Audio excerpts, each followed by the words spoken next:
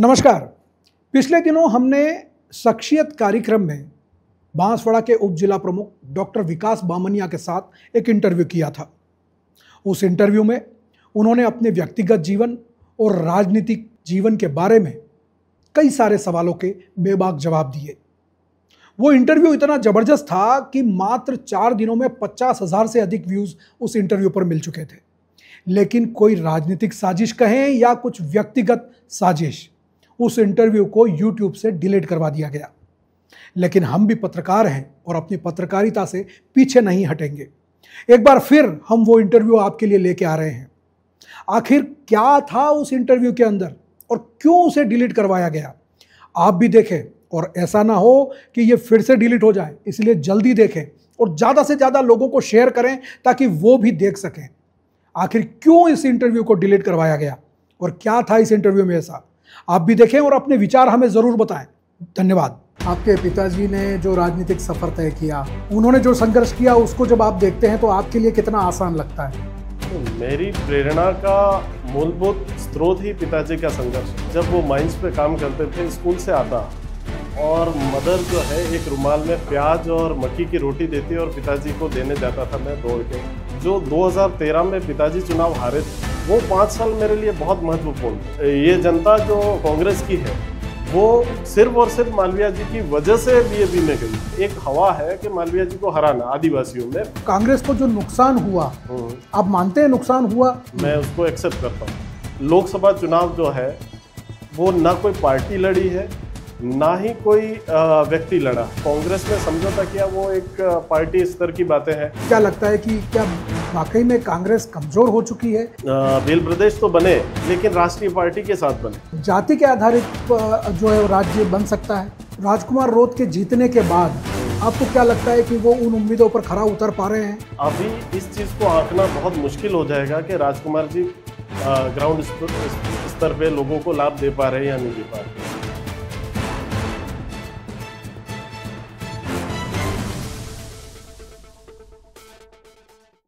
BBC Rajasthan देखने वाले सभी दर्शकों को हेमंत राही पाठक का नमस्कार। हम आज फिर अपने कार्यक्रम शख्सियत में एक ऐसे शख्स के साथ बातचीत लेकर आए हैं जो युवा हैं, लेकिन अपनी समझ और अपनी जिम्मेदारियों से उन्होंने बांसवाड़ा में अपनी एक अलग पहचान बनाई है। हम बात कर रहे हैं बांसवाड़ा के उप जिला प्रमुख विकास बामनिया जी। डॉक्टर विकास बामनिया वैसे तो BDS हैं, उन्होंने डेंटल सर्जरी में पढ़ाई की है और बांसवाड़ा के विधायक अर्जुन बामनिया जी के पुत्र हैं और काफ़ी समय से वो राजनीति में सक्रिय हैं और पिछले कुछ दिनों से वो लोगों के बीच में अपनी एक पहुंच बनाने के लिए लगातार बांसवाड़ा का दौरा भी कर रहे हैं, लोगों से मिल रहे हैं और उनके बीच में अपनी एक पहचान बना रहे हैं। आखिर एक डॉक्टर राजनीति में क्यों आया और क्यों लोगों की समस्याओं के बीच आज अपने आप को स्थापित करने में लगा है और आगे उनके क्या प्लान हैं, भविष्य में वो क्या करना चाहते हैं, कैसे बांसवाड़ा को देखते हैं राजनीतिक दृष्टि से भी और डेवलपमेंट की दृष्टि से भी, बांसवाड़ा के भविष्य को वो कैसे समझते हैं और वो बांसवाड़ा के लिए क्या करना चाहते हैं। इन सारे सवालों के जवाब आज हमें मिलेंगे डॉक्टर विकास बामनिया जी से। तो आइए मिलते हैं विकास बामनिया जी से और बात करते हैं उनके राजनीतिक सफ़र के बारे में, उनके सपनों के बारे में। तो जैसा कि हमने बताया, हमारे साथ स्टूडियो में हैं डॉक्टर विकास बामनिया जी, जो बांसवाड़ा के उप जिला प्रमुख भी हैं और आप विधायक पुत्र हैं। लेकिन इस छवि से निकलकर इन्होंने एक युवा नेता के रूप में अपनी पहचान बनाई है और आज युवाओं में काफ़ी अपना नाम बनाया है। तो विकास जी, बहुत बहुत स्वागत है आपका बीबीसी राजस्थान में। धन्यवाद। और हम जानना चाहते हैं कि आपने, एक बच्चा जो बचपन में होता है उसका तो खेल और पढ़ाई में और इन सारी चीज़ों में मन रहता है, लेकिन राजनीति वैसे आपको विरासत में मिली पिताजी से, लेकिन राजनीति में आना और एक स्टूडेंट के रूप में, एक डॉक्टर के रूप में कितना अलग अलग था आपके लिए? डिफरेंस तो बहुत ज़्यादा था, क्योंकि जब आप कॉलेज टाइम में होते हैं तब आपकी समझ होना चालू होती है और आप चीज़ों को समझते हैं। और मैंने अपने जीवन के करीब 5.5 साल जो है वो चिकित्सा क्षेत्र को दिए, जिसके अंदर चिकित्सा क्षेत्र के माध्यम से फिर उसके बाद हमने करीब 16 महीने जॉब करी। हमारे जो सीनियर थे उनकी क्लिनिक पे हमने 16 महीने काम किया।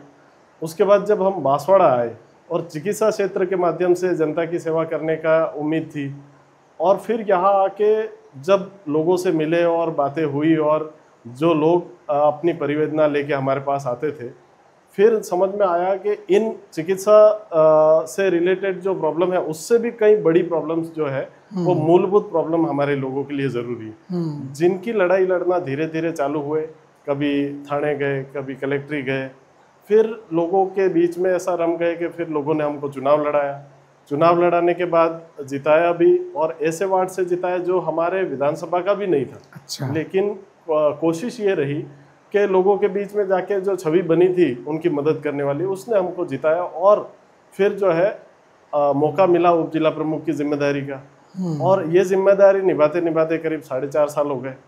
और इसमें हमने देखा कि बांसवाड़ा जिले को हम बहुत ही बेहतर बना सकते हैं और कहाँ से कहाँ ले जा सकते हैं, लेकिन अभी हमें और ज़्यादा मेहनत करने की आवश्यकता है। हम थोड़ी थोड़ी अगर इस चीज़ को समझ के मेहनत, पॉजिटिव एटीट्यूड रख के मेहनत करते जाएंगे तो निश्चित तौर पर बांसवाड़ा से अच्छा कुछ भी नहीं। मैंने कई सारी जगहें देखी है, लेकिन बांसवाड़ा से अच्छा कुछ नहीं। आपके पिताजी ने जो राजनीतिक सफ़र तय किया, मतलब बहुत छोटी जगह से उन्होंने शुरुआत की। त्रिपुरा सुंदरी माइंस में उन्होंने काम किया, फिर वहाँ से वो लोगों की समस्याओं को उठाते हुए और बहुत संघर्ष के बाद में वो विधायक पद तक पहुँचे। आपके लिए कितना आसान था राजनीति में आना, क्योंकि पिताजी पहले से विधायक थे, नेता थे, उन्होंने जो संघर्ष किया उसको जब आप देखते हैं तो आपके लिए कितना आसान लगता है? मेरी प्रेरणा का मूलभूत स्रोत ही पिताजी का संघर्ष है। मैं जब वो माइंस पे काम करते थे, स्कूल से आता और मदर जो है एक रुमाल में प्याज और मक्की की रोटी देती और पिताजी को देने जाता था मैं दौड़ के। तो तब से मुझे याद है कि हमने वो समय भी देखा है और वही समय हमारे लोगों ने भी फेस कर रहे हैं। तो मेरे लिए वो प्रेरणा है कि मैं उस समय को ना भूलते हुए हमारे लोगों को ध्यान में रख के जो है इस काम को करूँ, तो ये काम बहुत आसान लगता है और प्रेरणा देता है आपको। तो स्टूडेंट कैसे थे आप? पहले तो अपनी स्टूडेंट लाइफ के बारे में बताएं। स्टूडेंट में 6 क्लास तक तो मैं गवर्नमेंट स्कूल में पढ़ा, बांसला। उसके बाद मैं भारतीय विद्या भवन या बांसवाड़ा में आया। उसके बाद 12th हुई, 12th में साइंस ली। साइंस लेने के बाद हम कोटा गए। कोटा में भी हमने कोचिंग करी, फिर मेडिकल फील्ड में आए। मेडिकल फील्ड कंप्लीट करने के बाद वापस आप लोगों के बीच में जी। तो ये जब आप राजनीति में आए और आपने चुनाव लड़ा जी, तो कैसा एक्सपीरियंस था, या आपको उससे पहले कुछ अनुभव हो गया था कि हाँ ये होती है पॉलिटिक्स, लोगों के बीच में जाना, एक ओरा बन जाता है, एक लोगों के आसपास पूरा वो हो जाता है, घेरा बन जाता है, तो लोगों से कैसे कनेक्ट कर पाते हैं फिर? इसके पीछे जो 2013 में पिताजी चुनाव हारे थे और कुछ वोटों से हारे थे, और वो मेरे लिए सबसे बड़ा सबक था कि आप जो है जब एक मेट्रो सिटी से आके गांव में रहते हैं और फिर जो है आप लोगों से कनेक्ट होते हैं, उनको समझते हैं, वो 5 साल मेरे लिए बहुत महत्वपूर्ण थे। वो मैंने जनता के बीच में बिताए, तो उससे लोगों के क्या भावना है, उनकी डिमांड क्या है, उस पर कैसे काम करना है, वो समझ आई।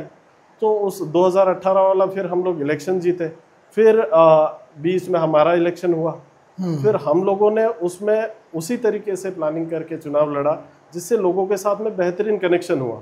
और जब तक जनता के साथ में आपका कनेक्शन नहीं होगा, आप कोई भी चुनाव नहीं लड़ सकते, नहीं जीत सकते।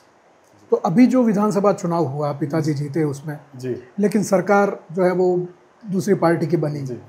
तो जिला परिषद में रहते हुए, उप जिला प्रमुख रहते हुए कितना आसान होता है काम करना या समस्याओं से जूझना? मेरे पास 2 मौके हुए।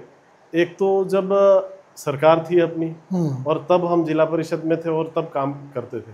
अभी विपक्ष की सरकार है और तब हम काम करते हैं। जब सरकार हमारी थी और नेताओं से, अधिकारियों से अच्छी बातचीत होती, अच्छे मुद्दे लेके जाते, वो लोग सपोर्ट करते और काम आसान होता।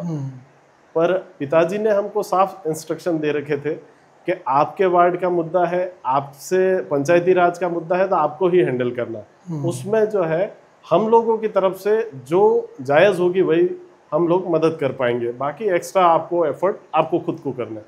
तो हमारे लिए बहुत उस टाइम आसान कह सकते हैं, क्योंकि हमारे वो अनुभव और वो जो काम मिलते थे वो ज़्यादा बड़े मिलते थे। जैसे अभी कोई काम हम किसी पंचायत में, मैंने लिफ्ट इरिगेशन का काम कराया, 50 लाख का काम था 2 पंचायतों में, तो वो 50 लाख का काम सरकार थी तब आसान मिल गया, लेकिन अभी हम लेने जाएंगे तो हमको शायद मुश्किल है, हमको लड़ना पड़ेगा, कई सारे फेजेज हैं जिनको पार करना पड़ेगा। तो ये थोड़ा सा फर्क तो रहता है, क्योंकि परिस्थितियाँ बहुत तरीके से बदल चुकी हैं जी। जो जिला प्रमुख हैं जी और उनके जो पति हैं महेंद्रजीत सिंह जी मालविया, जो कांग्रेस में रहे, बड़े कद्दावर नेता रहे, अब वो भाजपा में चले गए, उनका पूरा परिवार अब उनसे जुड़ा हुआ है जी।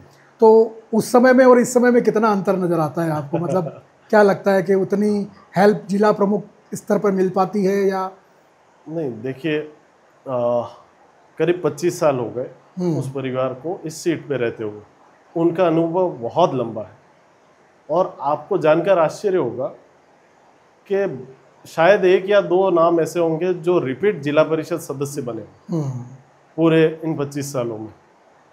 जो लोग जिला परिषद सदस्य बनते उनको इस प्रकार से नेग्लेक्ट किया जाता, इस प्रकार से उनकी जाजम खींच ली जाती कि वो दोबारा बन नहीं पाए, क्योंकि वो जब कार्यकाल निकालता है तो व्यक्ति समझ जाता है कि इस जिला परिषद में क्या काम हो रहे हैं, कैसे काम किया जा सकता है।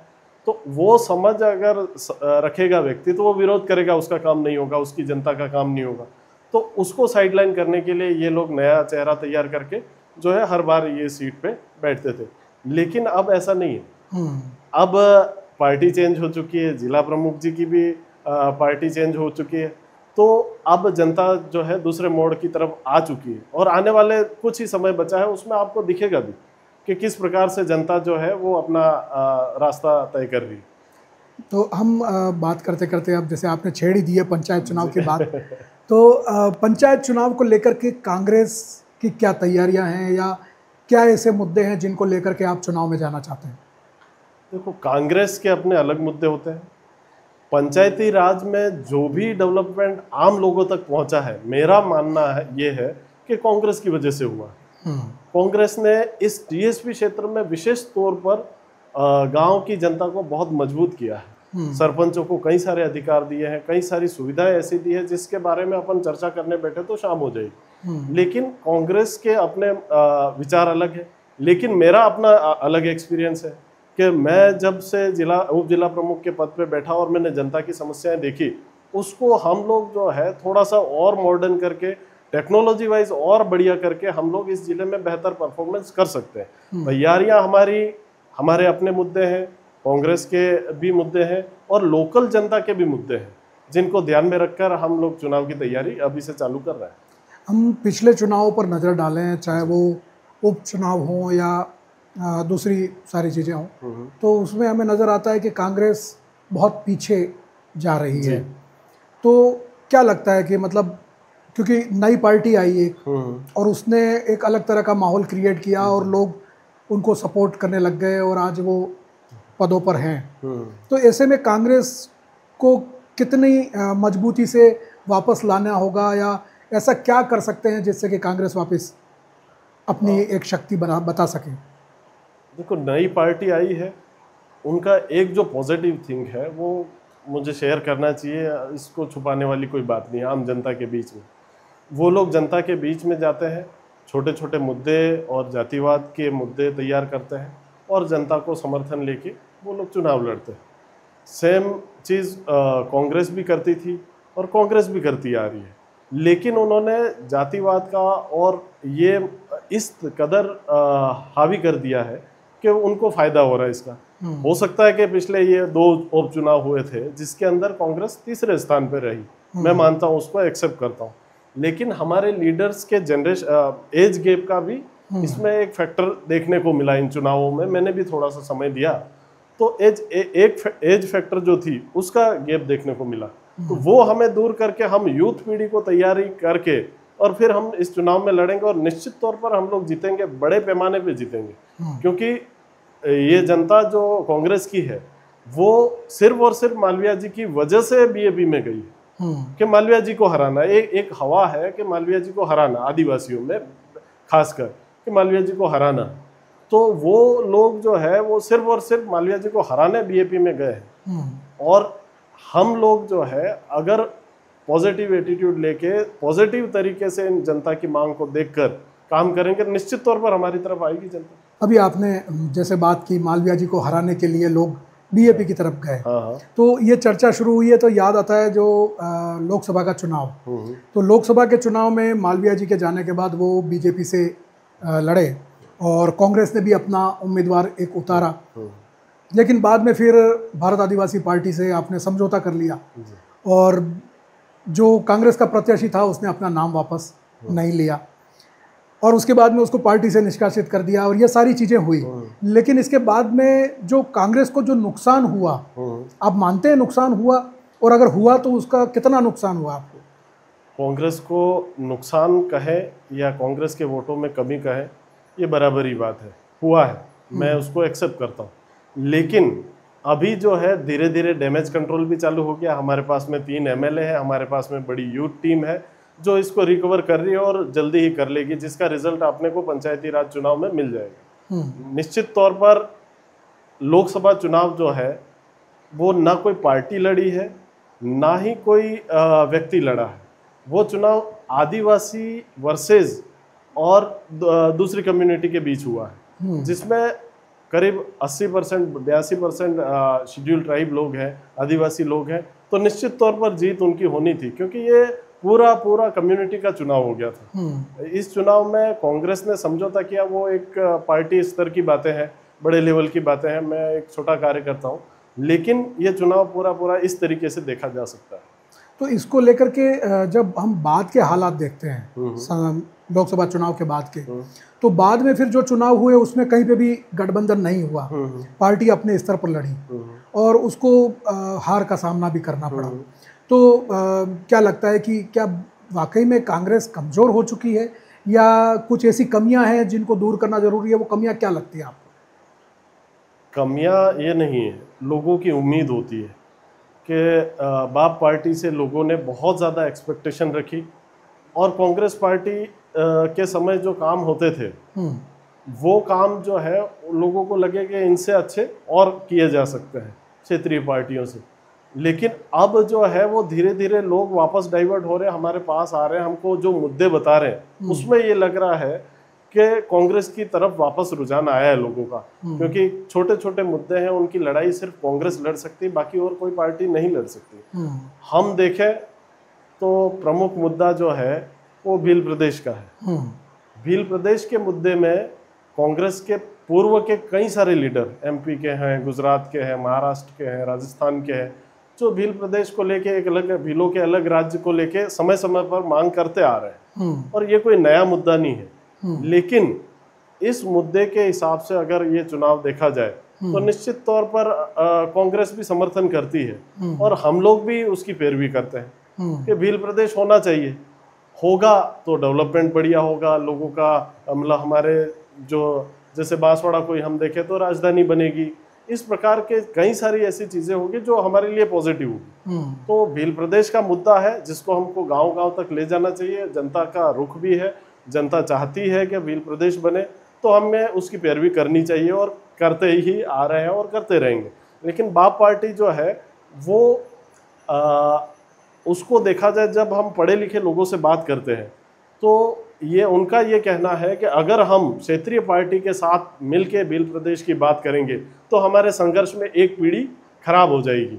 जैसे कि जनता दल के समय आदिवासी एक थे और उस समय 55 सालों तक हम लोगों ने एकता के आधार पर जनता दल को जिताते रहे, लेकिन जो डेवलपमेंट, जो एजुकेशन में लाभ होना चाहिए था वो हमारे लोगों को नहीं मिला।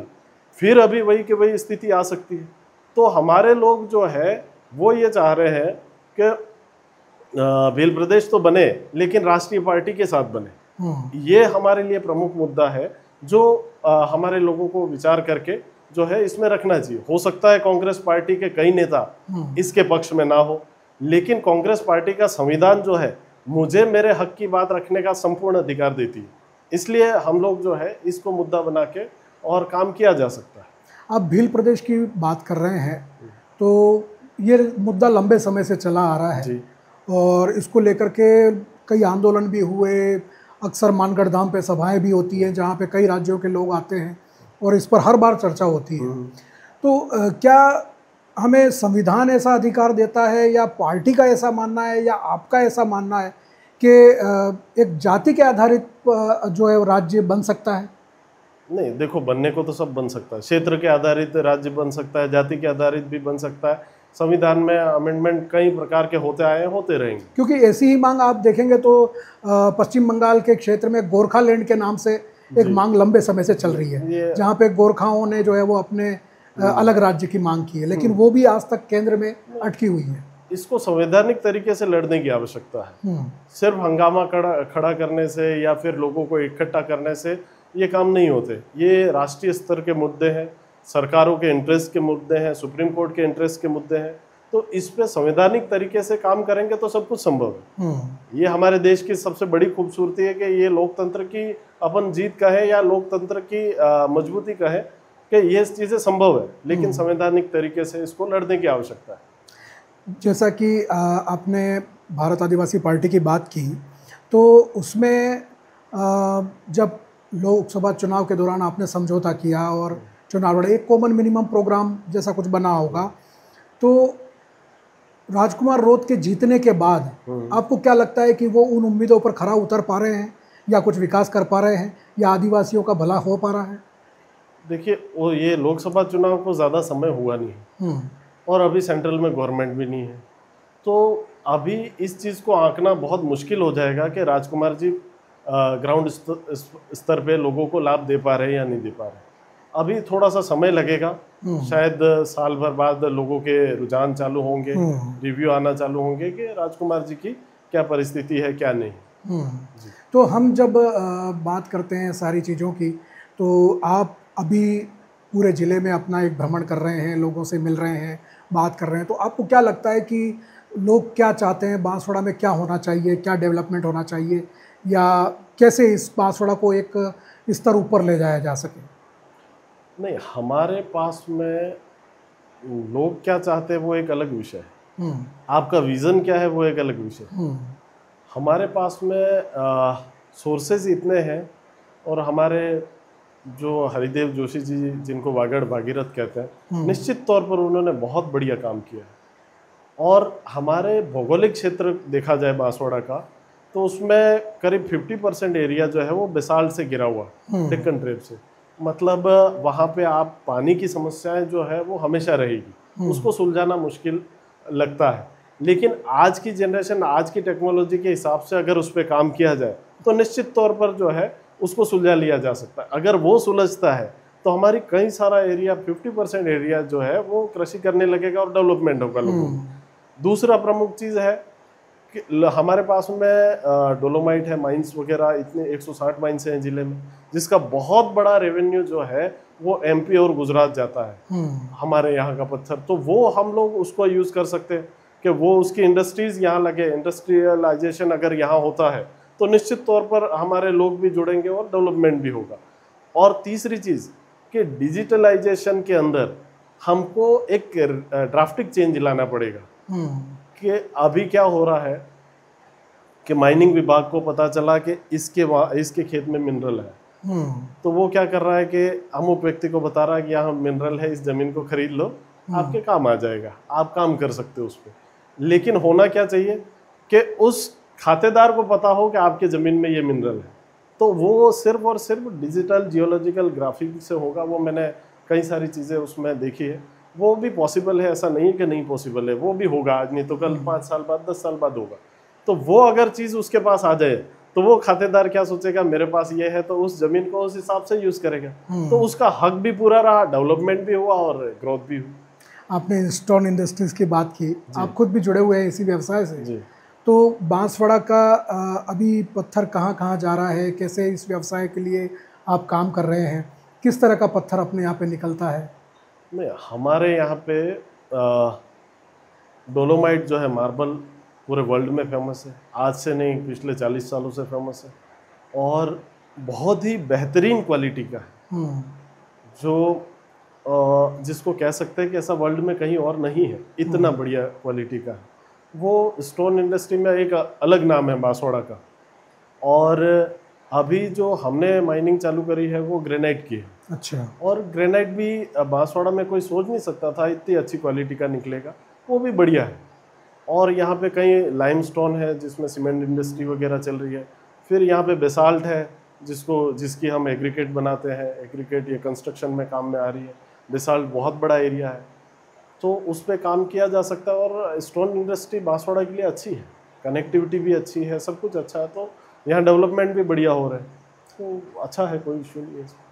तो हम अब चर्चा के आखिर में हैं और मैं ये पूछना चाहता हूँ कि भाई आज जो युवा है, वागड़ का जो युवा है, चाहे वो आदिवासी हो, जनरल हो या किसी भी जात कास्ट से हो, उसको पॉलिटिक्स में आना है या पॉलिटिक्स लेवल पर कुछ करना है, तो उसके लिए क्या मैसेज देना चाहेंगे आप? नहीं, अपने यहाँ पे जो युवा है वो अगर डेमोक्रेसी में आना चाहता है तो सबसे बढ़िया फील्ड है। इससे बढ़िया कुछ भी नहीं हो सकता अपने क्षेत्र को बदलने का, अपने परिवार को बदलने का और अपने कम्युनिटी को आगे लाने का और अपने क्षेत्र के लिए काम करने का। डेमोक्रेसी में हमको सबसे बड़ी ताकत ये मिली हुई है कि हम हमारे हिसाब से मुद्दों को चुन सकते हैं, उस पर काम कर सकते हैं। और मैं चाहता हूँ कि पढ़ा लिखा युवा अगर डेमोक्रेसी में आएगा, उस चीज़ को समझेगा, नियम कानूनों को समझेगा, तो निश्चित तौर पर वो बड़ा बदलाव कर पाएगा। तो उस बड़े बदलाव के लिए युवाओं को जुड़ना चाहिए और काम करना चाहिए। जैसे पैसा एक्ट है, पैसा एक्ट की बात हम करें, panchayat extension in schedule area act, तो उस 1996 का है। उस दिलीप सिंह भूरिया कमेटी ने बहुत गहनता से ग्रामीण अंचल का अध्ययन किया, फिर उसको कांग्रेस ने अमेंडमेंट करके फिर उसको लाए। तो निश्चित तौर पर जो है वो एक बड़ा बदलाव का कारण बन सकता है। ग्राम सभा है, ग्राम सभा की बैठक है, शांति समिति के गठन है, उसमें युवा रहे। तो जो ये शासन प्रशासन का गैप है कि यहाँ के आदिवासियों को समझकर उनके समस्याओं को निस्तारण करने का जो तरीका है, वो हो सकता है कि बाहर के अधिकारी को यहाँ का ज्ञात नहीं हो, तो वो चीज़ें हम लोग लोकल स्तर पे निपटा सकते हैं। ये बहुत बढ़िया विषय है और इस पे काम किया जा सकता है और युवा कर सकते हैं। तो ये संदेश आपने सुना डॉक्टर विकास बामनिया जी से। आज हमारे विशेष मेहमान हैं शख्सियत में, और हमने यहाँ इनसे चर्चा की इनके राजनीतिक जीवन के बारे में, बांसवाड़ा के राजनीतिक गतिविधियों के बारे में, राजनीतिक भविष्य के बारे में और इनके मुद्दों के बारे में। तो आपको ये बातचीत कैसी लगी हमें ज़रूर बताएं। हमारे YouTube चैनल, इंस्टाग्राम, फेसबुक और एक्स पर जाकर आप ये प्रोग्राम देख सकते हैं।